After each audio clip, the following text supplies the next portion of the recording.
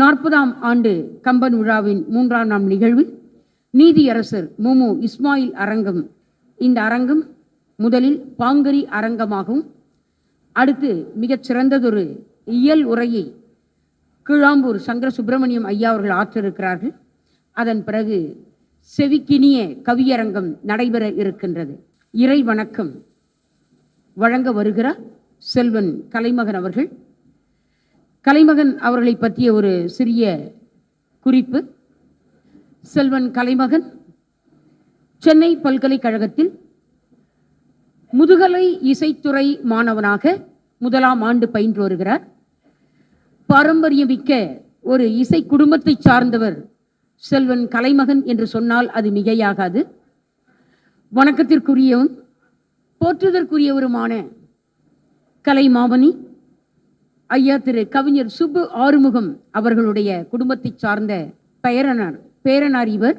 பேரன் என்ற சொல்லுக்கு பொருளே பரம்பரையின் பெயரை தாங்குவதால் அவனுக்கு பேரன் என்கிற ஒரு வார்த்தை அமைந்திருப்பதாக தமிழ் கலைக்களஞ்சியம் கூறுகிறது. அந்த வகையில் அவர்கள் குடும்பத்தை சார்ந்த இந்த இசையை இயற்கையாக இறைவன் அருளால் பெற்ற குழந்தை கலைமகன் அவர்கள் இப்பொழுது இறைவணக்கம் வழங்க இருக்கிறார்கள். அரங்க மக்கள் அனைவரும் எழுந்து நிற்குமாறு கேட்டுக்கொள்ளப்படுகிறீர்கள். இறை வணக்கம். செல்வன் கலைமகன். உலகம் யாவையும் தாமுளவாக்கலும் நிலை பெறுத்தலும் நீக்கலும் நீங்கலாம். உலகம் யாவையும் தாமுளவாக்கலும் நிலை பெறுத்தலும் நீக்கலும் நீங்கலா. அழகுகிலாம் விளையாட்டுடையார் அவர் தலைவர் அன்னவர்க்கே சரணாங்களே. அழகில விளையாட்டுடையார் அவர் தலைவர் அன்னவர்க்கே சரண் நாங்களே.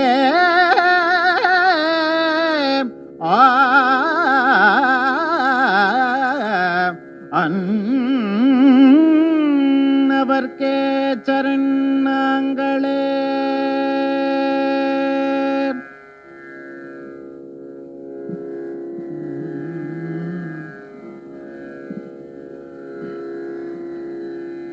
ஒன்றே எண்ணில் ஒன்றேயாம் பலவென்றுரைக்கின் பலவேயாம்.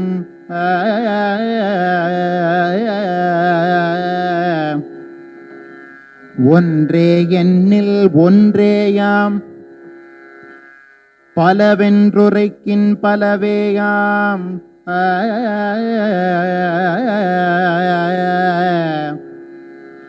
அன்றே எண்ணில் அன்றேயாம் ஆமே எண்ணில் ஆமேயாம்.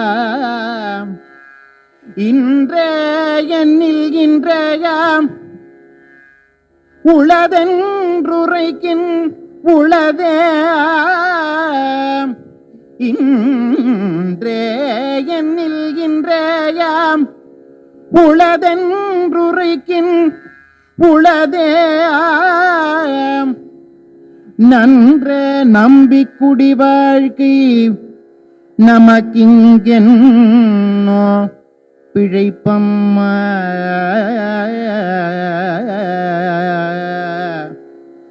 நன்றே நம்பி குடி வாழ்க்கை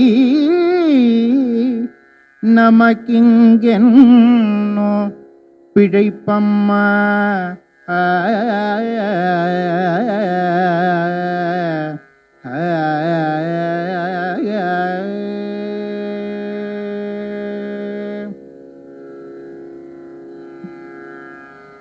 மஞ்சனத்திரண்ட கோல மேனிய மகளிர்க்கெல்லாம்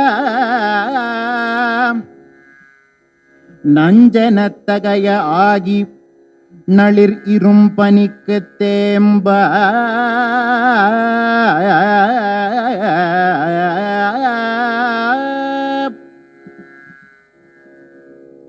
மஞ்சனத்திரண்ட கோலம் மேனிய மகளிர்க்கெல்லாம் நஞ்சனத்தகைய ஆகி நளிர் இரும் பனிக்கு தேம்ப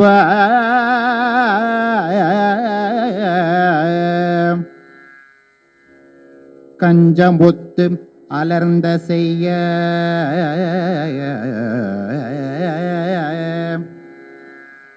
கஞ்சமுத்து அலர்ந்த செய்ய கண்ண யான் காற்றின் வேந்தற்கு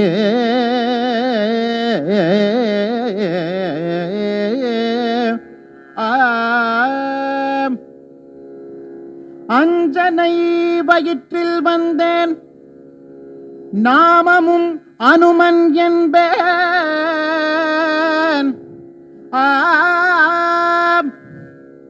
அஞ்சனை வயிற்றில் வந்தேன் நாமமும் அனுமன் என்பேன்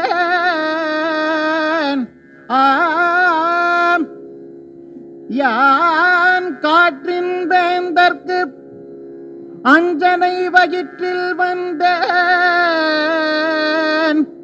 நாமமும் அனுமன் என்பேன்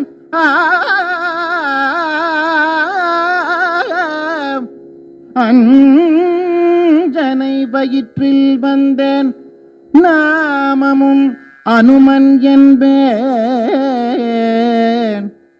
நாமமும் அனுமன் என்பேன்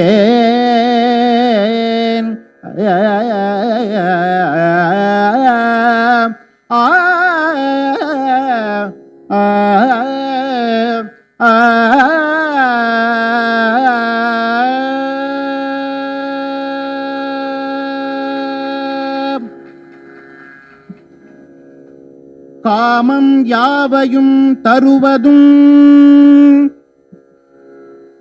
அப்பதம் கடந்தால் சேம வீடு உறச் செய்வதும் செந்தழல் முகந்த ஓமவேள்வியின் உருபதம் உய்ப்பதும் ஓமவேள்வியின் உருபதம் உய்ப்பதும்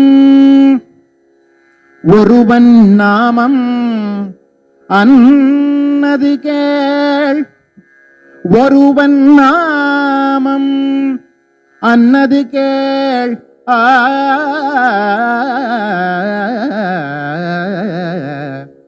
ஒருவன் நாமம் அன்னது கேள் ஒருவன் நாமம் அன்னது கேள் நமோ நாராயணாய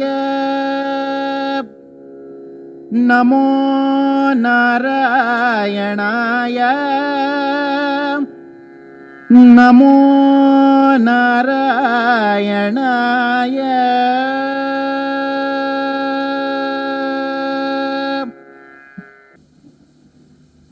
செவிக்குளிர இனியதொரு கம்பராமாயண இசையை வழங்கிய செல்வன் கலைமகன் அவர்களுக்கு சென்னை கம்பன் கழகத்தின் செயலர் இலக்கிய வீதி இனியவன் அவர்கள் பொன்னாடை அணிவித்து சிறப்பு செய்கிறார்கள். அரங்க மக்கள் பலமான கரவொலி தரலாம். இறை வணக்கத்தை தொடர்ந்து நாம் இப்பொழுது பாங்கிரி அரங்கத்தில் இயல் உரை கேட்க தயாராக இருக்கின்றோம். இன்றைக்கு இயல் உரையை வழங்க இருக்கின்றார் வணக்கத்திற்குரிய திரு கிழாம்பூர் சங்கர சுப்பிரமணியன் அவர்கள். தலைப்பு கம்பர் ஓர் இதழியல் ஆளர். திரு கிழாம்பூர் சுப்பிரமணியம் அவர்களுக்கு எந்த வகையான அறிமுகமும் தேவையில்லை. தமிழ் கூறும் நல் உலகிலும் பத்திரிகை உலகிலும் தனக்கென்று ஒரு தனி இடத்தை பெற்ற பெருந்தகை திரு கிழாம்பூர் சங்கர சுப்பிரமணியம் அவர்கள். கலைமகள் என்று நாம் போற்றுகிற வழிபடுகிற ஒரு இந்தமிழ் பத்திரிகையாளர் திரு கிழாம்பூர் சங்கர சுப்பிரமணியம் அவர்கள். அவரை மேடைக்கு வருமாறு அன்போடு அழைக்கிறோம். வணக்கத்திற்குரிய திரு கிழாம்பூர் சங்கர சுப்பிரமணியன் அவர்களுக்கு கம்பன் கழகத்தின் செயலர் ஐயா திரு இலக்கிய வீதி இனியவன் அவர்கள் பொன்னாடை அணிவித்து சிறப்பு செய்கிறார்கள். தெளிந்த சிந்தனை, தூய நட்பு, தொண்டுள்ளம் என்கிற 3 தமிழ் வார்த்தைகளுக்கு விளக்கம் திரு கிழாம்பூர் சங்கர சுப்பிரமணியம் என்று சொன்னால் அது மிகையாகாது. மனித வாழ்க்கையில் இனிமை, எளிமை, தெளிவு இந்த 3 வார்த்தைகளுக்கும் சொந்தக்காரரான திரு கீழாம்பூர் சங்கர சுப்பிரமணியம் அவர்கள் இப்பொழுது கம்பர் ஓர் இதழியலாளர் என்ற பொருளில் உரையாற்றிருக்கின்றார். பேரன்பு கொண்ட அரங்க மக்களே, அமைதி காத்தும் உங்கள் செவிகளையும் திறந்து வையுங்கள். திரு கீழாம்பூர் சங்கர சுப்பிரமணியம் அவர்கள் செந்தமிழ் சேர்க்க வருகிறார்கள். வருக திரு கீழாம்பூரார். எல்லோருக்கும் வணக்கம். கம்பன் கழகத்தினுடைய 40வது ஆண்டு விழாவில் பேசுவதில் மிகுந்த மகிழ்ச்சி அடைகிறேன். நான் பேசுகின்ற இந்த தலைப்பானது, இந்த தலைப்புக்கு துவக்க நாள் அன்றே நாட்கோள் நாட்டப்பட்டது என்று நான் நினைக்கிறேன். காரணம், சத்யசீலன் ஐயா இங்கே அவர்கள் பேசும் பொழுது கம்பராமாயணம் இன்று எதற்கு, அதுதான் அவர்களுடைய தலைப்பு. என்னை போன்ற பத்திரிகைக்காரர்களுடைய கேள்வியும் அதுதான், கம்பராமாயணம் எதற்கு. இப்படி போட்டால் தான் நிறைய பேர் படிப்பீங்க பத்திரிகையை. அதுதான் ஆரம்ப நிகழ்ச்சியாகவே இங்கே அமைந்தது. ஆனால் அந்த நிகழ்ச்சியிலே அவர்கள் பேசும்பொழுது ஒரு விஷயத்தை சொன்னார்கள். கம்பராமாயணம் என்பது வழிபாட்டுக்குரிய நூல் மட்டுமல்ல, வழி காட்டக்கூடிய ஒரு நூல் என்று சொன்னார்கள். பத்திரிகைக்காரனுடைய வேலை ஜனங்களுக்கு வழிகாட்ட வேண்டியது. ஒரு நல்ல பத்திரிகைக்காரனுடைய அடையாளம் என்பது, ஜனங்களுக்கு யார் தெளிவாக அடையாளம் காட்டுகிறார்களோ அவன் தான் சரியான பத்திரிகையாளர். அப்படியானால் என்னுடைய வேலை முடிந்து விட்டது, கம்பன் சிறந்த பத்திரிகையாளர், நான் வருகிறேன் என்று சொல்லி கிளம்பி விடலாம். ஏன்னா முதல் நாளே பேசிவிட்டார் அவர்கள். ரொம்ப அற்புதமாக அவர்கள் பேசினார்கள். சமூகத்திலே 2 பேர்கள் தவறே செய்யக்கூடாது. ஒன்று நீதிமான்கள், மற்றவர்கள் பத்திரிகையாளர்கள். மொத்தம் 4 எஸ்டேட் இருக்கு. இந்த 4 எஸ்டேட்ல மற்ற 2 எஸ்டேட் எப்படி வேணாலும் இருக்கலாம், அதுக்கு தண்டனைகள் பெறலாம். ஆனால் பத்திரிகைக்காரர்களும் நீதிமான்களும் தவறு என்கின்ற எண்ணத்திற்கு போகக்கூடாது. தவறுகள் நடந்தால் அதை சுட்டி காட்ட வேண்டிய வேலை பத்திரிகைக்காரர்களுடைய வேலை. தவறு நடந்தால் தண்டிக்க வேண்டிய வேலை நீதிஸ்தானத்தில் இருக்கிறவர்களுடைய வேலை. ஆகவே இந்த 2 பேருமே தவறு செய்தால் நாடு எப்படி போகும் என்பதை நீங்கள் யோசித்து பார்க்க வேண்டும். சரி, நான் இப்போ கம்பனுக்குள் வருகிறேன். நான் கம்பனை பத்திரிகைக்காரர்கள் என்று சொன்னால் வெறுமன கட்டுரைகள் எழுதி பேட்டி எடுத்து இது போன்று செய்கிறவர்கள் மட்டும் கட்டுரையாளர்கள் அல்ல. பத்திரிகை என்பது பல பார்வைகளை கொண்டது. நான் கம்பனை முதலாக இப்படித்தான் பார்க்கிறேன். அவன் ஒரு நல்ல ஒரு கார்ட்டூனிஸ்டாக நான் பார்க்கிறேன். ஏன்னா பல பேர் கம்பனை சட்ட வல்லுநர்களாக பார்த்திருக்கிறார்கள், கம்பன்ல இருக்கக்கூடிய மருத்துவத்தை பார்த்திருக்கிறார்கள், கம்பன்ல இருக்கக்கூடிய இலக்கியத்தை, இலக்கிய திறனை, இதையெல்லாம் பார்த்து பல பேர் பேசியிருக்கிறார்கள். ஆனால் எனக்கு கம்பன் ஒரு நல்ல கார்ட்டூனிஸ்டாக எனக்கு தோன்றுகிறான். மகாகவி பாரதி இந்தியா பத்திரிகையிலே ஒரு கார்ட்டூன் வரைகிறார்.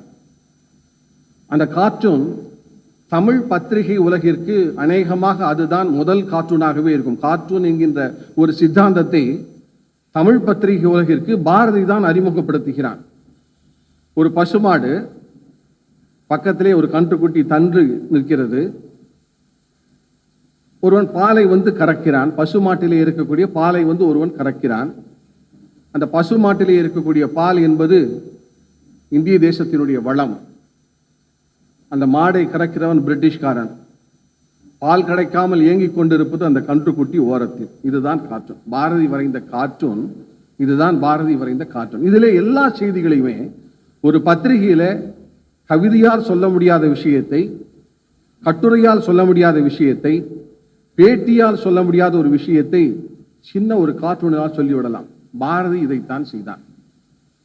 கம்பனும் அவனுடைய மிக நீண்ட காப்பியத்தில் பல இடங்களில் இது போன்ற சித்தி வேலையை அவன் செய்கிறான்.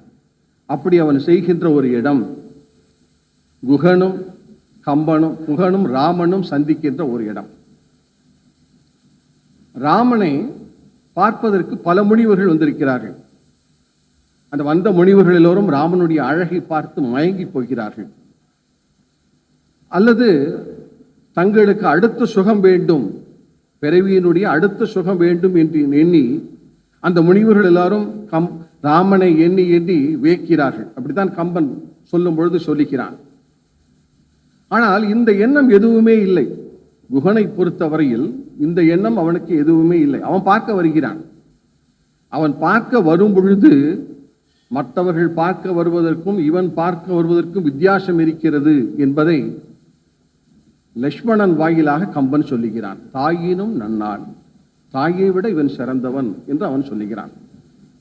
சரி, இதுல என்ன சார் கார்ட்டூன் இருக்குன்னு கேட்கலாம். இதுல இல்ல கார்ட்டூன், இதுக்கு அடுத்தாப்புல தான் கார்ட்டூன் வருகிறது. உள்ளுக்குள்ள போறான் குகன். உள்ளுக்குள்ளே போன உடனே ராமனுக்கு பசிக்கும் என்று அவன் நினைக்கிறான். மற்ற அந்த முனிவர்களுக்கு எல்லாருக்கும் அந்த எண்ணமே வரல.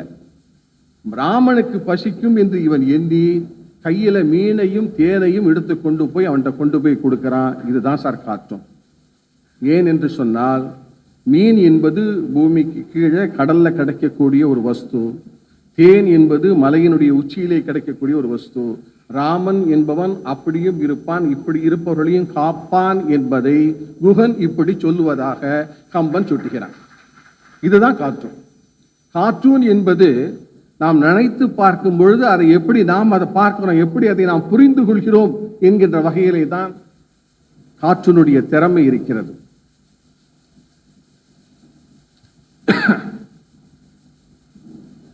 ராமராஜ்யம் ராமராஜ்யம் என்று நாம் அடிக்கடி அந்த சொல்லை காந்திய மேடைகளிலும் இதை போன்ற கம்பராமாயணம் போன்ற அமைப்பு மேடைகளிலும் நாம் அதிகமாக கேட்கிறோம். இந்த ராமராஜ்யம் என்றால் என்ன?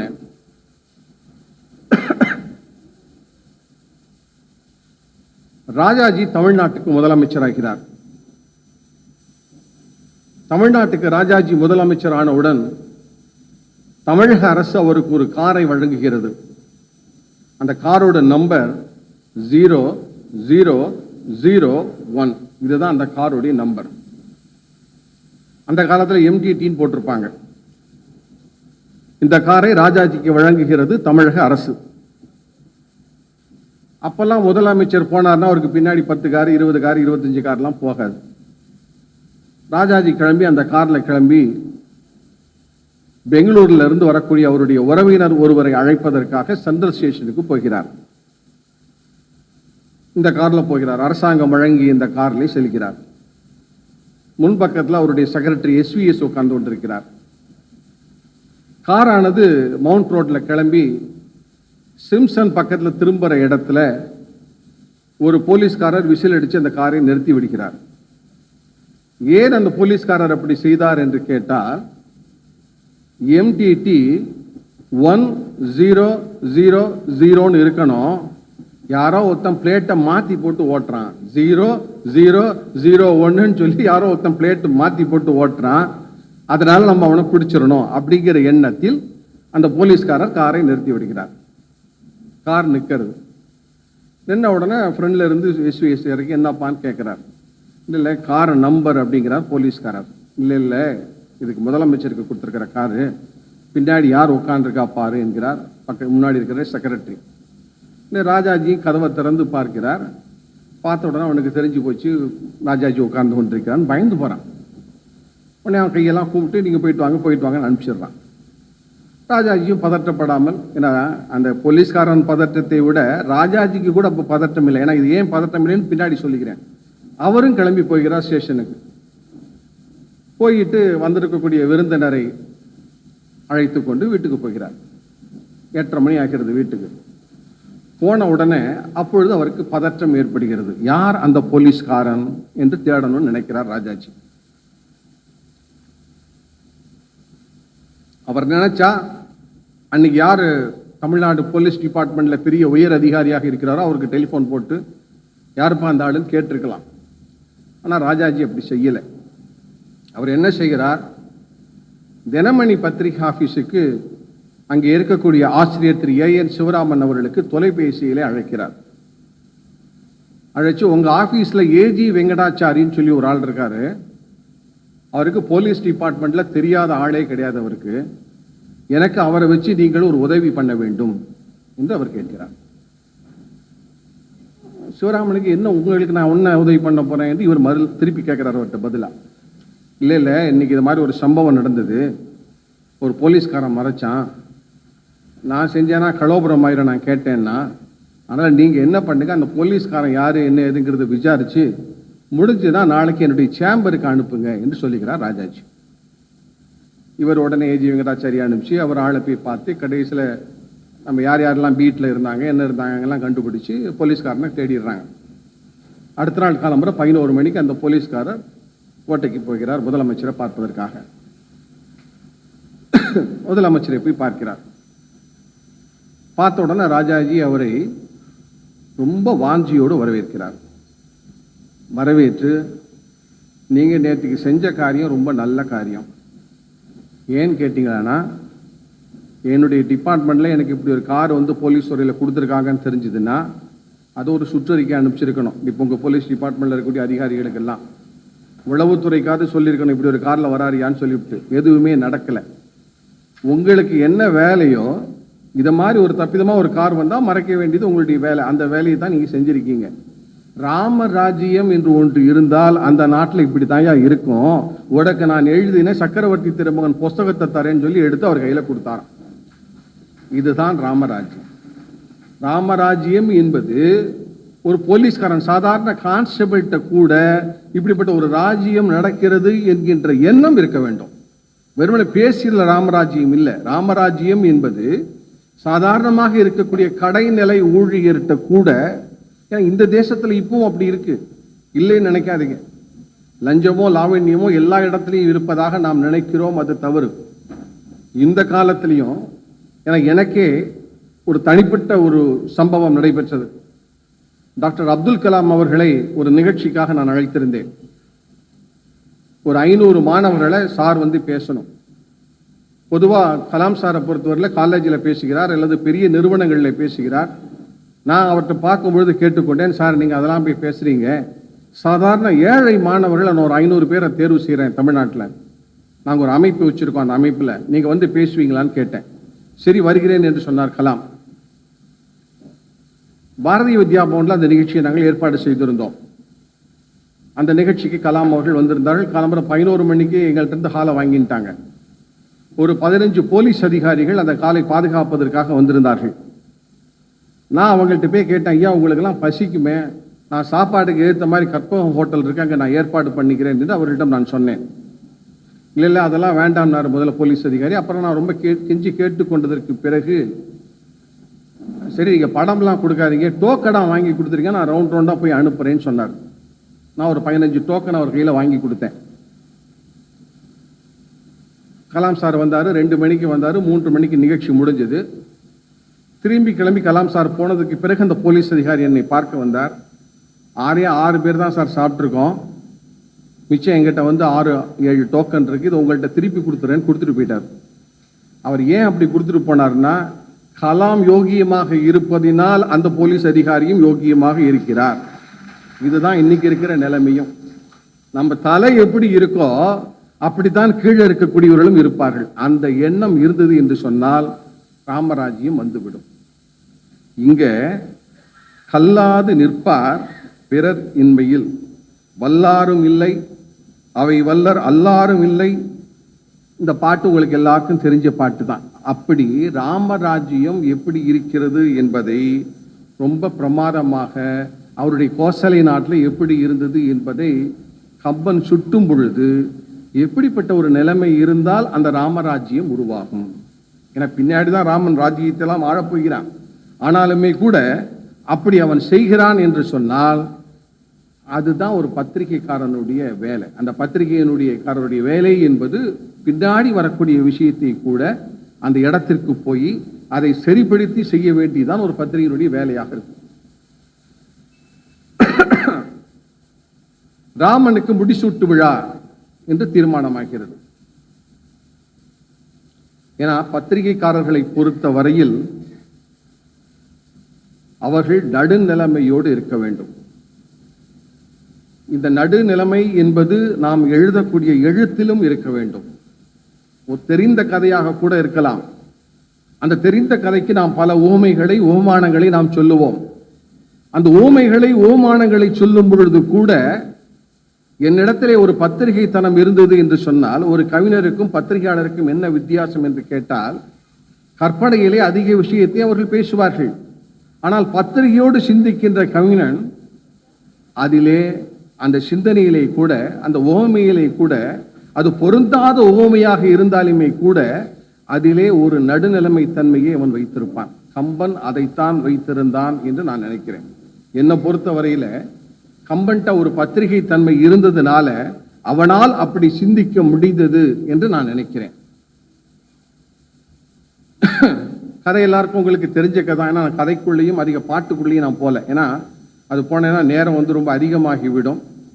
ஏன்னா இந்த நிகழ்ச்சியை பொறுத்த வரையில் நான் 2 பேருக்கு நிச்சயமாக நன்றி சொல்லணும். ஒன்று வந்து இனியவன் சாருக்கு, இன்னொன்று மலர் மன்னன் சாருக்கு. ஏன்னா எனக்கு ஒரு மிக நீண்ட கடிதம் எழுதி அந்த கடிதத்தில் எப்படிலாம் வந்து இந்த பேச்சு வந்து அமையணும் என்பதை ரொம்ப அற்புதமாக அவர்கள் எனக்கு அனுப்பியிருந்தார்கள், ஒரு கடிதம் அனுப்பியிருந்தார்கள். ஆனால் நிறைய நேரம் உள்ளுக்குள்ளே போயிட்டேன்னா பாட்டிலையோ இல்லை கதையிலையோ போனோம்னா ரொம்ப நேரமாகிவிடும். அடுத்த நிகழ்ச்சி இருக்கிறது. ஆகவே உங்களுக்கு எல்லாருக்கும் இங்கே இருக்கிறதெல்லாம் கற்றறிந்த ஒரு சபை. ஆகவே உங்களுக்கு கதையை லேசாக சொன்னாலே போகிறோம், பாட்டை லேசாக சொன்னாலே போகிறோம். ராமனுக்கு முடிசூட்டு விழா, அதுக்கப்புறம் அந்த முடிசூட்டு விழா இல்லை என்று முடிவாகிறது. அதுக்கு காரணங்களெல்லாம் நமக்கு தெரியும். கைகேயி ராமனை பார்த்து நீ காட்டுக்கு போன்னு சொல்லுகிறாள். அந்த விஷயம் நமக்கு எல்லாருக்கும் தெரியும். அந்த ராமனை காட்டுக்கு போன்னு சொல்லக்கூடிய இடத்துல, அந்த இடத்துல தான் கம்பன் என்கின்ற ஒரு பத்திரிகைக்காரன் மேலே எழும்பி நிற்கிறான். அதுக்கு முன்னாடி நிற்கப்பட்டவன்லாம் கவிதை எழுதக்கூடியவன். ஆனால் காட்டுக்கு போன்னு சொன்னதற்கு பிறகு கம்பன் என்கின்ற பத்திரிகைக்காரனுடைய பேனா விளையாடுகிறது. அது முடிய கவிதையினுடைய பேனா விளையாடியது. அதற்கு பிறகு ஒரு பத்திரிகைத்தனம் வருகிறது கம்பனுக்கு. அவன் அதில் எழுதும் பொழுது எழுதுகிறான், ராமனை அழைத்து வர சொல்லுகிறாள், அப்பொழுது அலர்ந்த செந்தாமரையை ஒன்றதம்மா. இதுதாங்க பத்திரிகைத்தனம். செந்தாமரை அப்பொழுதுதான் அலர்ந்த செந்தாமரையை அலர்ந்ததம்மா. சித்திரத்தில் அலர்ந்த செந்தாமரைன்னு ஒரு இடத்துல சொல்றான். அதுதாங்க நடுநிலைமை. அந்த செந்தாமரை எந்த நேரத்திலையுமே மாற்றமே இருக்காது. சோகத்திலையும் மாறாது, இன்பத்திலையும் மாறாது, தோண்டு போனாலும் மாறாது, பெரிய வீரமான தெரிஞ்சாலும் மாறாது. மாறாத ஒரு தன்மை இருப்பதை சுட்டுகிறது தான் ஒரு பத்திரிகைக்காரனுடைய வேலை. ஒரு கவிஞரிலிருந்து மாறுபட்டு அதை ரொம்ப அற்புதமாக எந்த இடத்தில் சொல்ல வேண்டுமோ அந்த இடத்தில் சொல்லுகிறான்.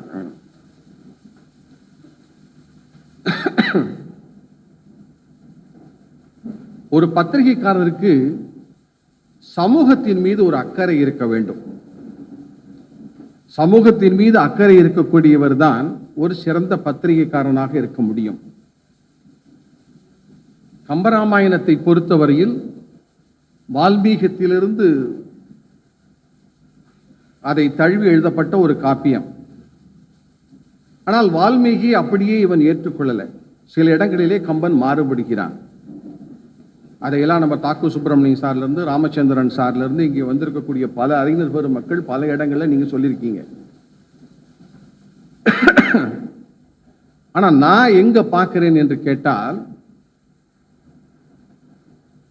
வால்மீகியத்தில் இருக்கக்கூடிய சீதைக்கு கல்யாணமாகும் பொழுது வயது 6. வால்மீகியில் இருக்கக்கூடிய சீதைக்கு திருமணம் ஆகும் பொழுது வயது என்பது 6. ஆனா கம்பன் இவங்க 2 பேரையும் காட்டும் பொழுது அவர்கள் 2 பேரையும் காதல் வயப்பட்டவர்களாக காட்டுவதால் 2 பேருமே பருவம் அடைந்த நிலையில் தான் இருக்க வேண்டும். ஆகவே அங்கே கம்பன் மாறுபடுகிறான்.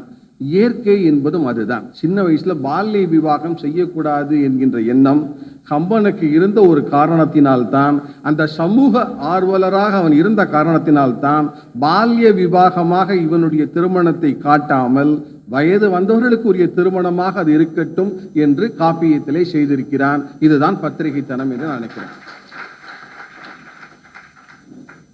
எஸ்பி முத்துராமன் சார் வந்திருக்கிறார். ஏன்னா இதோட தொடர்புடைய இன்னொரு சீன் இருக்கு. ஒரு பத்திரிகைக்காரனுக்கு சினிமா ரிப்போர்ட்டும் பண்ண தெரிஞ்சிருக்கணும், நல்ல கேமரா ஆங்கிளும் தெரிஞ்சிருக்கணும். ஏன்னா பல விஷயங்கள் தெரிந்தவர்கள் தான் பத்திரிகைக்காரர்கள். ஆராய்ச்சி மணி என்று ஒரு படம் வந்தது அந்த காலத்துல. என்எஸ் கிருஷ்ணன், மதுரமம்மா, வீணை பாலச்சந்தர் இவங்களெல்லாம் நடித்த படம் அந்த காலத்துல. மனுநீதி சோழனை வைத்துக் கொண்டு எடுக்கப்பட்ட படம் அந்த படம். அந்த மனுநீதி சோழனுடைய கதையும் உங்களுக்கு எல்லோருக்கும் தெரிந்த கதை தான். அந்த கதையில டைரக்டருக்கு வந்து ரொம்ப ஒரு கஷ்டம் ஏற்பட்டது ஒரு இடத்துல. என்ன கஷ்டம் கேட்டீங்கன்னா, அந்த படத்துல ஆராய்ச்சி மணியில வந்து மணி வந்து இந்த பக்கத்துல இருக்கு, மாடு போய் மணியை போய் முட்டணும், மாடு மணியை முட்டியதற்கு பிறகு மணி அடிக்கணும், அப்புறம் ராஜா உள்ள இருந்து வரணும். இதுதான் சீன். இதுதான் அவங்க ஆராய்ச்சி மணி படத்துல எடுக்க வேண்டிய ஒரு சீன். டைரக்டர்கள்லாம் உட்காந்துருக்காங்க, டேக்கெல்லாம் ரெடி ஆயிடுச்சு. ஆனா என்ன ஒரு சிக்கல் என்று கேட்டா, அந்த மாடு அன்னைக்குன்னு படுத்துது. இந்த மாடு கிளம்பி அதை போய் மோதவே போக மாட்டேங்குது. 5 தரம் பண்ணி பார்த்தாங்க, 6 தரம் பண்ணி பார்த்தாங்க, நடக்கிற வேலையாகவே தெரியல. உடனே சாண்டோ சார், அவருடைய அசிஸ்டண்டாக இருந்த கிருஷ்ணன் பஞ்சு சார் போய் ஒரு யுக்தியை சொல்லுகிறார். நம்ம இன்னைக்கு படத்தை எடுத்து முடிச்சாகணும், இந்த சீனை எடுத்து முடிச்சாகணும். நம்ம ஒன்று பண்ணலாம், மாடு போய் மணியை முட்டுறதுக்கு பதிலாக மணியை கொண்டு மாட்டு மேலே முட்டுவோம், சீனை எடுத்துருவோம், அப்புறம் எடிட்டிங்கில் பார்த்துக்கலான்னு சொல்கிறாங்க. அப்படித்தான் அந்த படம் எடுக்கப்பட்டதாக வீரையா எழுதுகிறார் அவருடைய புத்தகத்தில். ஏன்னா சினிமாவில் எடுக்கும் பொழுது அந்த கோணம் என்பதும் அந்த காட்சியினுடைய அமைப்பு என்பதும் அது தத்ரூபமாக நமக்கு இருக்க வேண்டும் என்பதும் ரொம்ப முக்கியமான ஒரு விஷயங்கள். இதுலேயும் நமக்கு தெரிஞ்ச ஒரு விஷயம்தான், மேலே ராமன் சீதையை பார்க்கிறான், சீதை மேலே இருக்கா, ராமன் கீழே நடந்து போயிட்டு இருக்கான். இதை அவன் எப்படி எழுதுகிறான், இதை பற்றி பல பேர் பல விளக்கங்கள் கொடுத்தாச்சு. இருந்தாலும் நான் பத்திரிகைக்காரன் என்று கம்பரை பேசுவதால் இந்த ஒரு நிகழ்ச்சியும் நாம் மனசில் இருத்தி கொள்ள வேண்டும். எப்படி அவன் தன்னை அது போன்ற ஒரு எண்ணத்திற்கு எடுத்துக்கொண்டு செல்கிறான். ஒவ்வொரு இடத்திலையும் பார்த்தீர்களேயானால், ஏன்னா முதல் நாள் வந்து சத்யசீலன் ஐயா வந்து ஒரு அற்புதமான ஒரு கதையை சொன்னார்கள். தமிழ்நாட்டில் 1947 ஆண்டு சுதந்திரம் கிடைத்த அன்னைக்கு எப்படி கவர்னர் போய் கொடியேற்றுறதுக்கு போனார், இது காந்தி தேசம் நினைச்சு மக்கள் எப்படி ரொம்ப இதுவாக இருந்தார்கள் என்று அவர்கள் சொன்னார்கள். தமிழ்நாட்டில் மட்டும் இல்லை, இந்தியா முழுசுமே ஒரு பெரிய புத்துணர்ச்சி அன்றைக்கு ஏற்பட்டது. நவாப் ராஜமாணிக்கம் தூத்துக்குடியில் இருக்கக்கூடிய பாலகிருஷ்ணா தியேட்டரில் 1947 அன்னைக்கு தசாவதாரம் நாடகத்தை போட்டு கொண்டிருந்தார்.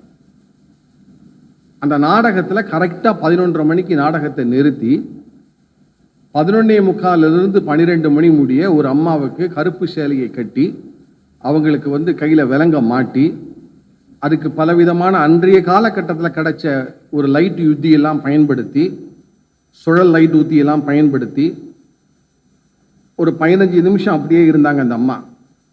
சுதந்திரம் கிடைக்கிற நேரத்தில் அந்த அம்மாவனுடைய கை விலங்குகள் விடுபட்டு அந்த அம்மாவுக்கு வெள்ளையிலும் சிவப்பிலையும் ஒரு மூவர்ண கலரில் ஒரு புடவையை சாத்தி அழகு பார்த்தார்களாம் நாடக தியேட்டரில்.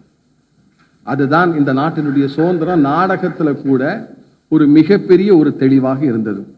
கம்பன் அது போன்று பல இடங்களில் காப்பியத்தில் எந்தெந்த இடத்துல எப்படி எப்படி பண்ணணும், எதை செய்தால் எந்த இடம் சரியாக இருக்கும் என்பதில் ரொம்ப தெளிவாக காட்சிகளையும் அவனுடைய கவிதையினுடைய திறனையும் காட்டியிருக்கிறான். பத்திரிகையாளர்களுக்கு பொறுத்த வரையில கம்யூனிகேஷன் ஸ்கில் என்று சொல்லுவார்கள். ஒரு பத்திரிகைக்காரனுக்கு முக்கியமான ஒரு தேவை, நாம் எதை சொல்லுகிறோமோ அதை தெளிவாக சொல்ல வேண்டும். மற்றவர்களுக்கும் பத்திரிகைக்காரனுக்கும் உள்ள வித்தியாசம் அதுதான். மேடையில் பேசக்கூடியவர் நான் உட்பட பல மணி நேரங்கள் பேசலாம். ஆனால் பத்திரிகையில் ஒரு போஸ்டர் செய்தியை பார்த்துவிட்டு நீங்கள் வாங்கணும். தினமணியோ தினத்தந்தியோ மாலை முரசோ அந்த பேப்பரில் வரக்கூடிய ஒரு செய்தியை பார்த்துவிட்டு பேப்பரை வாங்க வைப்பது தான் ஒரு பத்திரிகைக்காரனுடைய திறமை. அந்த திறமை இருந்தால்தான் அது வந்து சரியாக இருக்கும். ஆராய்ச்சி மாணவர்களுக்கு எல்லாருக்கும் தெரியும், KAPன்னு ஒரு மெத்தட் இருக்கு. நாலேஜ் ஆட்டிடியூட் பிராக்டிஸ் என்று சொல்லுகிறார்கள். PhD மாணவர்களுக்கெல்லாம் அதை சொல்லுவார்கள். என்னுடைய தாத்தா திரு சிவராமன் அவர்கள்ட்ட இதை பற்றி ஒரு முறை இந்த ஆராய்ச்சி மாணவர்களுடைய குறிப்புகளை எல்லாம் வைத்துக்கொண்டு பேசும்பொழுது, இந்த KAP என்பது பத்திரிகைக்காரர்களுக்கும் தேவையான ஒரு விஷயம் என்று அவர் சொன்னார். ஆராய்ச்சி மாணவர்களுக்குத்தான் KAP தேவையில்லை, பத்திரிகைக்காரர்களுக்கும் KAP தேவை. கே அப்படி என்று சொன்னால் கில் என்று அர்த்தம். ஏ அப்படின்னு சொன்னா அட்டாக்னு அர்த்தம். பி என்று சொன்னால் பஞ்சுன்னு அர்த்தம். இதுதான் பத்திரிகைக்காரன் தெரிஞ்சிருக்கணும். ஒரு பத்திரிகைக்காரனுக்கு அட்டாக் பண்ண தெரியணும், பத்திரிகைக்காரனுக்கு கில் பண்ண தெரியணும், ஒரு பத்திரிகைக்காரனுக்கு பஞ்ச் பண்ண தெரியணும். நான் கேட்டேன், இது என்ன வித்தியாசமா இருக்கு, இதுக்கு என்ன அர்த்தம் என்று கேட்டேன். தினமணி பத்திரிகை ஆஃபீஸில் நான் உட்கார்ந்து கொண்டிருக்கிறேன். கன்னியாகுமரியிலிருந்து ஒருத்தர் கடிதம் எழுதுகிறார். எங்கள் ஊரில் இருக்கக்கூடிய எருமை மாடு சீக்கிரமே கண்ணு போட்டு விட்டது, இது கண்ணுனுடைய படம், இது எருமையினுடைய படம் என்று எங்கிட்ட அனுப்புகிறார். நான் என்ன பண்ணணும்னா டெஸ்கில் உட்காந்து அது வந்த உடனே அந்த பேப்பரோடு எடுத்து அப்படியே டஸ்ட் பாக்ஸ் உள்ளுக்குள்ள போட்டுடணும், வேஸ்ட் பாக்ஸ் உள்ளுக்குள்ள போட்டுடணும். ஏன்னா இது கன்னியாகுமரியில் இருக்கக்கூடியவர்களுக்கு வேணுமானால் சுவையான ஒரு செய்தியாக இருக்கலாம், தமிழகம் முழுசும் இது சுவையான செய்தியாக இருக்காது. அந்த செய்தியை கில் பண்ணணும், முதல்ல குப்பை தொட்டியில் போட்டுடணும். இது பத்திரிகைக்காரனுடைய வேலை, முதல் வேலை. அது என்ன அட்டாக்? ஒரு உதாரணத்துக்கு சொல்லுகிறேன். எல்ஐசி தீப்பிடித்து எரிந்து விட்டது அப்படின்னு ஒரு நியூஸ் வருதுன்னு வச்சுங்களேன், உடனே என்னுடைய போட்டோகிராஃபரும் என்னுடைய ரிப்போர்ட்டரும் அந்த ஸ்பாட்டுக்கு போகணும். அட்டாக் உடனே கிளம்பணும். ஒரு போர் வீரன் மாதிரி ஒரு பத்திரிகைக்காரன் கிளம்பி அந்த இடத்துக்கு போகணும். அதுக்கு பேர் அட்டாக். கில் ஆயிடுச்சு, அட்டாக் ஆயிடுச்சு, அது என்ன பஞ்ச். சட்டமன்றத்துக்கு நாம் போகிறோம், நம்முடைய ரிப்போர்ட்டர்கள் எல்லாம் அனுப்புகிறோம். சட்டமன்றத்திலே பல தலைவர்கள் பேசுகிறார்கள், பேரறிஞர் அண்ணா பேசுகிறார். அந்த அண்ணாவினுடைய பேச்சு இன்னும் ஒரு 20-25 வருஷம் கழிச்சு வரக்கூடிய மாணவர்களுக்கு ஆராய்ச்சி குறிப்பிற்காக தேவைப்படும் என்று நினைத்தால் ஒரு பத்திரிகைக்காரன் அதை பாதுகாக்க வேண்டியது அவனுடைய வேலை, அதை பஞ்ச் பண்ணி வைக்கணும். இதுதான் KAP. கில் பண்ணணும், அட்டாக் பண்ணணும், பஞ்ச் பண்ணணும். பஞ்ச் பண்ணி நம்முடைய ஃபைலில் போடலை என்று சொன்னால் முன்னாடி இருப்பவர்கள் என்ன பேசினார்கள், என்ன செய்தார்கள் என்பதே நமக்கு தெரியாது. இவ்வளவு விஷயங்கள் இருக்கக்கூடிய பத்திரிகைக்காரன் அவன் ஏதோ செய்தியை வளவள என்று எழுதினாலோ கட்டுரைகளை எழுதினாலோ அதை விட முக்கியமானது போஸ்டர் என்பது முக்கியமானது. தமிழ்நாட்டில் போஸ்டரால் விற்கக்கூடிய பத்திரிகை நிறைய பத்திரிகை. மாலை முரசு பத்திரிகை அதிகமாக விற்கிறது என்று சொன்னால் அதுக்கு காரணம் போஸ்டர் தான். ஏன்னா பத்திரிகையில் பல பேர் நினைத்துக் கொண்டிருக்கிற என்ஐஆர் ரகசியம் பத்திரிகையில் இருக்கு, பத்திரிகையினுடைய சர்க்குலேஷன் எப்படின்லாம் பார்க்கறது ஒன்றும் கஷ்டமே இல்லை. அந்த பத்திரிகை மடிச்சு போஸ்டரில் சுற்றி அப்படி தான் கையில் கொடுப்பாங்க. அந்த போஸ்டரை ஏன் டிஸ்பிளே பண்ணுறாங்கன்னா போஸ்டரில் இருக்கக்கூடிய அந்த விஷயத்தை பார்த்து பத்திரிகை வாங்க வேண்டும். இதுதான் யுக்தி. கம்பன் அதை மாதிரி போஸ்டர் எழுத தெரிந்தவனாக இருக்கிறான். என்னுடைய ஆர்குமெண்ட், கம்பனுக்கு போஸ்டரும் எழுத தெரியும். அது எங்க தெரிகிறது என்று கேட்டால், ஏன்னா மாலை முரசில் ஜப்பானில் பூகம்பம் 122 பேர் பலி, அதிலே எல்லா விஷயமும் அடிஞ்சு போச்சு. ஜப்பானில் பூகம்பம் வந்துடுச்சு, 102 பேர் பலியாகிட்டாங்க, இவ்வளவு விஷயத்தையும் நம்ம தெரிஞ்சுக்கிறோம். அது மாதிரி இதுவும் நம்முடைய இலங்கை ஜெயராஜி சார்லேருந்து நிறைய பேர் சொன்ன விஷயம்தான். என்னடான்னா, சீதையை பார்த்துவிட்டு ராமனை பார்ப்பதற்காக ஹனுமான் வருகிறான், வந்தவன் முதல்ல பார்த்துட்டேன்னு சொல்றான், கண்டனன் கற்பிற்கிறேன். இதுதான் செய்தி, இதுதான் போஸ்டர் செய்தி. வந்ததுக்கு அவன் விழாவரியா பேசிட்டு இருந்தான்னா அது கட்டுரை. அது இல்லாமல் நான் சீதையை பார்த்து விட்டேன், இதுதாங்க போஸ்டர் செய்தி. இந்த யுக்தியும் கம்பன் இடத்துல இருக்கிறது. நான் கம்பனை பார்ப்பது எல்லாமே என்னுடைய பத்திரிகையை வைத்துக்கொண்டு, எங்களுடைய பத்திரிகை உலகம் எப்படி செயல்படுகிறது என்பதை வைத்துக்கொண்டு கம்பனை ஒவ்வொரு இடமாக நான் பார்க்கிறேன். பத்திரிகைக்காரர்களுக்கு பிற இலக்கியத்தை பற்றியும் நன்றாக தெரிந்திருக்க வேண்டும். அடுத்த இலக்கியத்தில் என்ன சொல்லி இருக்கிறது என்று தெரிந்தால்தான் அது சுவைபட இருக்கும். ஏன்னா நாம எல்லாம் படிப்பதற்கு அப்படித்தான் நாம் விரும்பி படிப்போம். தினமணியில எடிட்டோரியல்ல ஒரு தப்பு நடந்தது. இது எப்பன்னு கேட்டீங்கன்னா, திருப்பூர் கிருஷ்ணன் சார் இங்கே வந்திருக்கிறார், அவருக்கு தெரிந்திருக்கலாம். திரு சிவராமன் அவர்கள் என்னுடைய தாத்தா எடிட் செய்து கொண்டிருந்த காலத்தில் ஒரு தலையங்கத்தை எழுதுகிறார். அப்பெல்லாம் டெலிபிரிண்டரில் போகணும், மாலின்னு ஒருத்தர் இருந்தார், டெலிபிரிண்டர் அடிக்கிறது, அவர் அடித்து மதுரைக்கு போகணும். இவர் சிவராமன் என்ன பண்ணுவார், கடைசி நேரங்களெல்லாம் சில பேராகிராஃப் அதில் சேர்ப்பார். அது மாதிரி ஒரு செய்தியை சேர்த்து ஆட் பேராகிராஃப் ஏ ஹியர் அப்படின்ட்டு போட்டு அனுப்பிச்சார். அன்றைக்கு ப்ரூஃப் பார்த்துருந்த ஆள் என்ன நினைச்சாருன்னா, இது கூட ஒரு பெரிய விஷயம் போலுக்கு, ஏன்னா சிவராமன் எழுதியிருக்கிறார், இது கூட பிராக்கெட்ல வேற போட்டு எழுதியிருக்கிறார், அதனால இது பெரிய விஷயம் போலுக்கு, இதுவும் போட்டுன்னு நினைச்சு அவர் விட்டுட்டார். அதை அதுவும் சேர்ந்து தினம் எடிட்டோரியல்ல போயிடுச்சு. பேப்பரை எடுத்து பார்த்தா சம்பந்தமே இல்லாமல் அப்படி ஒரு விஷயம் உள்ளுக்குள்ள இருக்கு. காலம்பரை 82 காலம்பரை நான் போய் அவர்கிட்ட டிக்டேஷன் வாங்கணுன்றதுக்காக நான் போய் நிற்கிறேன். ஹிந்தி மணியை கூப்பிடுன்னு சொன்னார். சரி, ஏதோ சமாச்சாரம் சொல்ல போய், அவர் தான் ப்ரூஃப் பார்க்குற ஆள், சாருக்கு தெரியும் அவரை. நான் போய் ஹிந்தி மணியை போய் கூட்டிட்டு வந்தேன். ஹிந்தி மணியை உட்கார வச்சார் ஒரு சேர்ல. இவர் நின்று கொண்டு இருந்தார். அந்த தினமணி பேப்பர் ஒரு 10-15 கிழிச்சார். கிழிச்சு, உன் பையன் உனக்கு கனகா விஷயம் பண்ண போறானோ இல்லையோ எனக்கு தெரியாது, நான் பண்றேன்டான்னு சொல்லி இந்த பேப்பரை மேலே வழியா போட்டார். போட்டுட்டு அதுக்கு அடுத்தாப்புல இருக்கிறது தான் சிவராமனுடைய வேலை. உடனே டிக்டேஷன் கொடுத்தார். இதுதான் தெரிஞ்சிருக்கணும், இந்த யுக்தி தான் தெரிஞ்சிருக்கணும் ஒரு பத்திரிகைக்காரனுக்கு. நேத்திக்கு என்னுடைய பத்திரிகை ஆபீஸ்ல ஒரு தப்பு நடைபெற்றது. வாசகர்களுக்கு எழுதுகிறார், ஒரு பாக்ஸ் மேட்டரை எழுதுகிறார். அந்த தப்பு எப்படி நடந்தது அப்படின்னு சொன்னா அதை உங்களுக்கு விளக்கணும் இல்ல. நாடக கொட்டாயில நாடகம் நடைபெற்று கொண்டிருக்கிறது. ப்ராமிட்டர் ஒருத்தன் சைடுல இருந்து வசனங்களை எல்லாம் சொல்லிக் கொண்டிருப்பான் நடிக்கக்கூடியவர்களுக்கு. அந்த ப்ராமிட்டர் வடக்கே பார்த்து திரும்பி இந்த வசனத்தை சொல்லுன்னு சொல்லும் பொழுது, அந்த டயலாக் பேசப்பட்டவரும் வடக்கே பார்த்து திரும்பின்னு இந்த டயலாக்கை பேசினால் எப்படி இருக்குமோ அது மாதிரி ஆட் பேராகிராஃப் ஏ ஹியர் அப்படிங்கிறது சேர்ந்து வந்துருச்சு. என்னுடைய ப்ரூஃப் ரீடர் எனக்கு ஒரு வேலை கொடுக்கிறார் என்று நினைக்கிறேன்.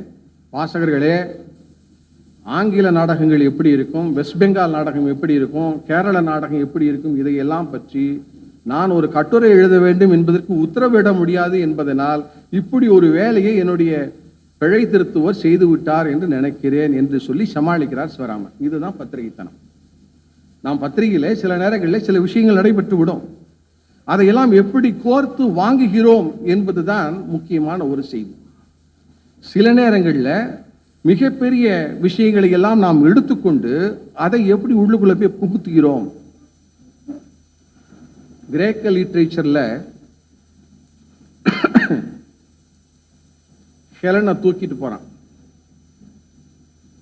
அந்த ஹெலனை தூக்கிட்டு போகும் பொழுது the mountain shook, the rapid streams stood still என்று எழுதுகிறார் ஹோமர். அது பிற இலக்கியங்கள்ல என்ன வந்திருக்கிறது, ராமச்சந்திரன் சாருக்கு தான் இது நல்லா தெரியும், ஏன்னா இது ஆங்கில இலக்கியம், அதனால அவருக்கு நல்லா தெரியும். இந்த இலக்கியங்களை எல்லாம் படிக்கும் பொழுது இப்படியெல்லாம் ஓமை ஊமானம் சொல்லி இருக்கிறார்கள். கம்பனும் நம்பாலும் சளைச்சவன் இல்லை. இத அவனுடைய காப்பியத்துல எந்த இடத்துல, ஏன்னா ஒரு பத்திரிகைக்காரன் பல விஷயங்களை மனசில் வாங்கி கொண்டு அதை எப்படி அவனுடைய கட்டுரையிலே புகுத்துவானோ அது போன்று கம்பன் இந்த விஷயத்தையும் உள்ளுக்குள்ள கொண்டு வருகிறான். எப்ப கொண்டு வருகிறான் என்று கேட்டால், சீதைய கடத்தி போனதற்கு பிறகு, இந்த கதையெல்லாம் நமக்கு தெரியும். கடத்தி போனதற்கு பிறகு நடுங்கின மலைகளும் மரமும் நாம் அவித்து, அது மலைகளும் அப்படியே நடுங்கி போச்சு.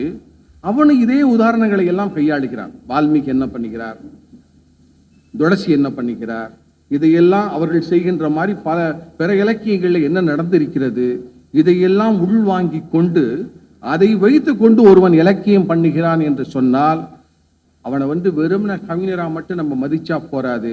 அவன் அதையெல்லாம் தாண்டி ஒரு பெரிய ஜாம்பவான், பத்திரிகை உலக ஜாம்பவானாக அவனை நினைக்க வேண்டும் என்று நான் நினைக்கிறேன். பொன் பாஸ்கர தொண்டமான் சார் ஒரு அற்புதமான ஒரு நூல் எழுதியிருக்கிறார். அந்த நூலுடைய முன்னுரையில கம்பனும் அவரும் மீட் பண்ற மாதிரியான செய்திகள். அது விஷயம் வேற ஒண்ணுமே இல்லை. அவங்க 2 பேரும் சந்திச்சுக்கிறாங்க. சந்திச்சா எப்படி 2 பேரும் என்ன பேசிப்பாங்க, நீ எந்த ஊர்ல பிறந்த, நீ எப்படி வளர்ந்த, இப்படிலாம் பேச்சு மாதிரி அந்த கட்டுரை போகிறது. அதுல ஒரு இடத்துல சொல்லுகிறார், பொன் பாஸ்கர் சொல்லுகிறார், ஏன்னா அவர் கொஞ்சம் திருநெல்வேலிக்காரர். திருநெல்வேலியை பற்றி எப்பொழுதுமே இந்த திருநெல்வேலிக்காரர்களுக்கு எங்கூரை பத்தின பாசம் அதிகமாக இருக்கும். நெல்லைக்காரர்களுக்கும் மற்றவர்களுக்கும் அதுதான், அது கொஞ்சம் பாசம் அதிகமாக தான் இருக்கும். அவர் சொல்லுகிறார், இவன் சோழ தேசத்தை சேர்ந்த ஆளு, இவன் எங்க ஊருக்கு வந்தானா நான் பார்த்தேன். நம்ம திருநெல்வேலிக்கு, ஏன்னா காவேரியை எழுதுறான், பல இடங்களுக்கு போகாமல் அயோத்திக்கெல்லாம் அவர் போயிருப்பாரா நமக்கு தெரியாது, கோசலை நாட்டுக்கு போயிருப்பாரா நமக்கு தெரியாது. பல இடங்களுக்கு போகிறான், பல இடங்களை பார்த்து எழுதுறான், ஏதோ படம் பிடிச்சு எழுதுற மாதிரி எழுதுறான். நான் யோசிச்சு பார்த்தேன், எங்க ஊருக்கு வந்திருப்பானா, தாமிரபரணியை எழுதியிருப்பானா? அதுதாங்க ஒரு திருநெல்வேலிக்காரனுடைய அழகு. தாமிரபரணியை எழுதியிருப்பானா? அங்க ஒரு அகஸ்தியர் வந்து உட்காண்டார் ஐயா இமயமலையில, அந்த அகஸ்தியரை தொட்டு இருப்பானா? பார்த்தா கம்பன் சொல்றான், ஏண்டா சரியா படிக்கல போலுக்கடா, நீ உன்னையும் தொட்டு இருக்கேங்கிறாரான் கம்பன் அவரை பார்த்து. என்னடான்னா, தென் தமிழ்நாட்டு அகன் பொதிகை திருமுனிவரின் தமிழ் சங்கம்னு ஒரு வார்த்தை வருகிறது, அதை சொல்றான் கம்பன். சொன்ன உடனே இவருக்கு ஆஹா, அகஸ்திய முனிவரையும் பொதிகையின் தாள் தொட்டுவிட்டான், இவன் எல்லா இடத்துக்கும் டிராவல் பண்ணின ஒரு பயண எழுத்தாளராக இவன் இருப்பான். பத்திரிகைக்காரனுக்கு அதுவும் முக்கியம்.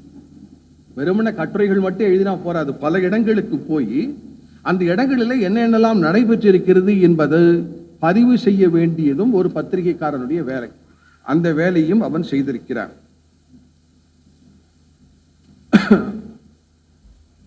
இன்றைய பத்திரிகைகளையும் சேனலையும் விட்டுருங்க, ஆனால் பொதுவாக பத்திரிகை தர்மம் என்று சொன்னால் எது நிஜமோ எது நியாயமோ அதை மட்டும் எழுத வேண்டியதுதான் ஒரு பத்திரிகையினுடைய வேலை.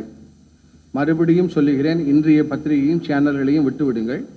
பத்திரிகைக்காரனுடைய வேலை என்பது எது நிஜமோ எது உண்மையோ அதை மட்டும் சொல்ல வேண்டியதான் பத்திரிகைக்காரனுடைய வேலை.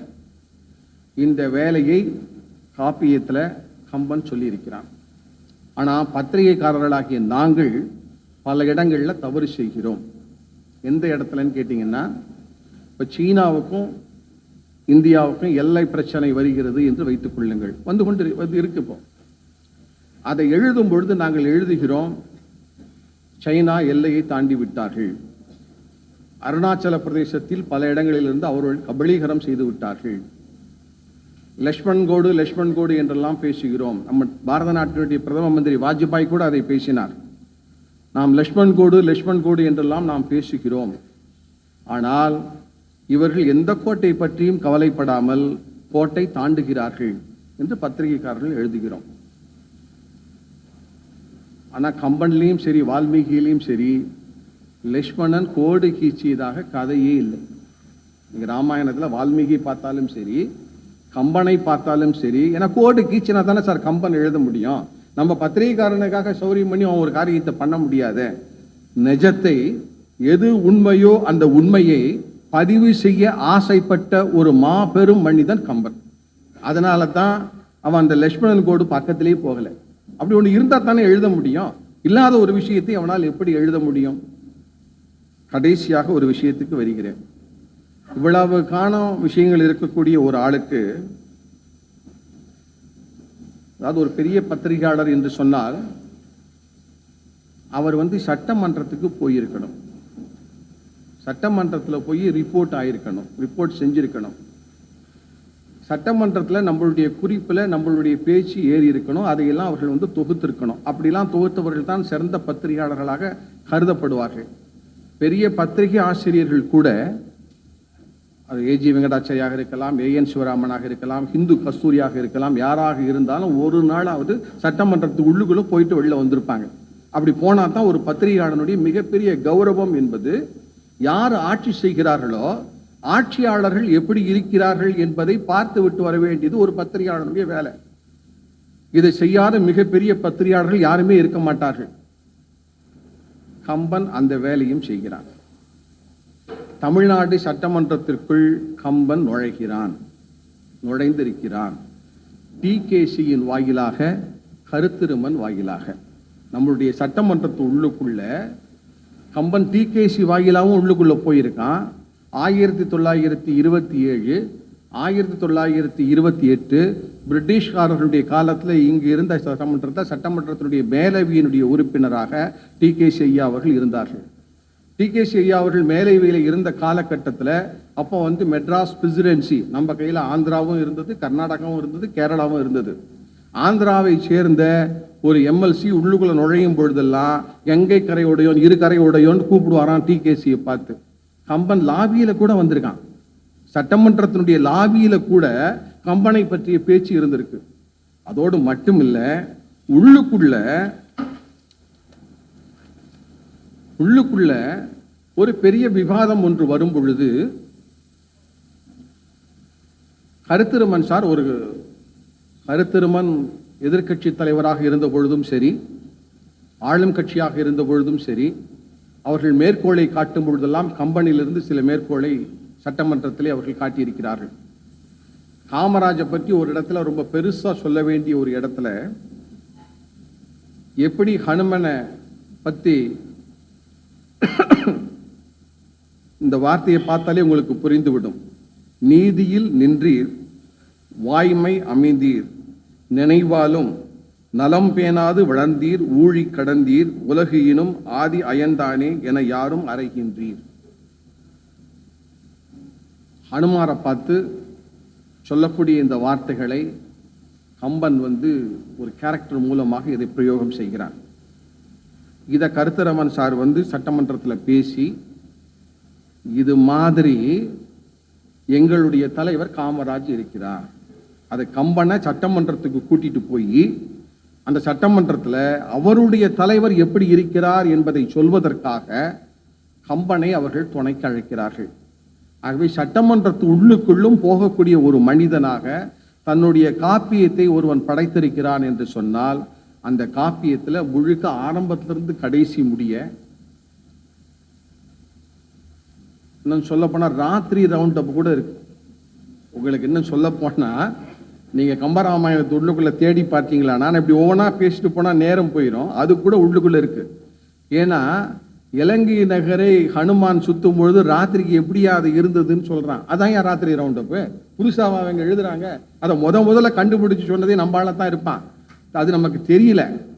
அவை இவனுடைய விஷயத்தை உள்ளுக்குள்ள நீங்க ஒவ்வொன்னா தொட்டு பார்த்தீர்கள் என்றால் கவிதையினுடைய வீழ்ச்சி என்பது பிரம்மாண்டம், அதை நான் மறுக்கல. ஆனால் அந்த ஒவ்வொரு கவிதையினுடைய வீச்சிலும் நமக்கு சொல்ல வந்த காரியங்களில் ஒரு பத்திரிகை தனத்தோடு தன்னுடைய கதையை வெளியிலிருந்து வாங்கிய கதையை அழகாக நகர்த்தும் பொழுது ஒரு பத்திரிகை தனத்தோடு கம்பன் செய்திருக்கிறான் என்று சொல்லி என் உரையை நிறைவு செய்கிறேன். நன்றி, வணக்கம். கம்பன் ஒரு இதழியலாளர் என்கிற இனியதொரு சிந்தனை தொகுப்பினை வழங்கிய திரு கிழாம்பூர் சங்கர சுப்பிரமணியம் ஐயா அவர்களுக்கு நெஞ்சார்ந்த நன்றி.